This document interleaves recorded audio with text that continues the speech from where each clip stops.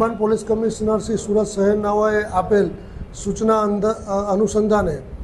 Zone 1 વિસ્તારમાં બનતા મિલકત સંબંધી તથા સાયબર ફ્રોડના ગુનાઓ અટકાવવા સારું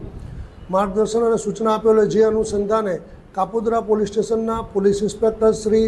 MB અવસુરાનાઓને તેઓના સર્વેલન્સ સ્ટાફ તથા અંગત બાતમીદારોથી બાતમી હકીકત મળેલ, જે બાતમી હકીકતના આધારે કાપોદ્રા 4 રસ્તા પાસે આવેલ મંગલદીપ કોમ્પ્લેક્સમાં પાસે એક સ્કોર્પિયો ગાડી ઉભેલ, જે ગાડીમાં બેઠેલ 2 ઈસમોની પૂછપરછ કરતા અને આ 2 ઈસમો જેઓના નામ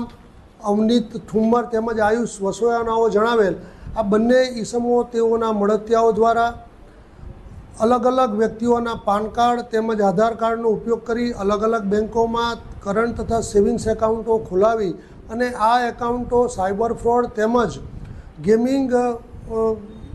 માટે ભાડે આપી અને પોતે કમિશન મેળવતા હોય અને આ એકાઉન્ટોનો આવી રીતના ગેરઉપયોગ કરતા હોય, જે અનુસંધાને તેઓની પ્રાથમિક પૂછપરછ કરતાં આ એકાઉન્ટો તેઓ ભારતમાં તથા ગુજરાત રાજ્યની બહારના અન્ય રાજ્યોમાં અન્ય વ્યક્તિઓને ભાડે આપતા હતા અને તેઓ આ પેટે કમિશન મેળવતા હતા. તેઓની પૂછપરછ કરતાં અને તેઓની અંગઝડતી કરતાં ગાડીમાંથી ઘણા બધા પ્રમાણની અંદર અલગ અલગ કંપનીના મોબાઈલના સિમ કાર્ડ, અલગ અલગ વ્યક્તિઓના બેંક એકાઉન્ટની ચેકબુક તથા પાસબુક, પાન કાર્ડ,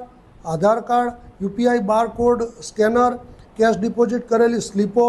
બનાવટી ફોર્મ તથા પેઢી કરારો અને કેશ કાઉન્ટર મશીન મળી કુલ કિંમત ₹17,28,000 જેટલાનો મુદ્દામાલ કબજે કરવામાં આવેલ છે.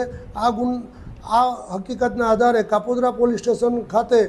BNSની કલમ 318(4), 363(2) વગેરે મુજબનો ગુનો રજીસ્ટર કરવામાં આવેલ છે અને હાલ આ ગુનાની તપાસ second point Shri MR Solanki Kapodra police સ્ટેશનનાઓ કરી રહેલ છે.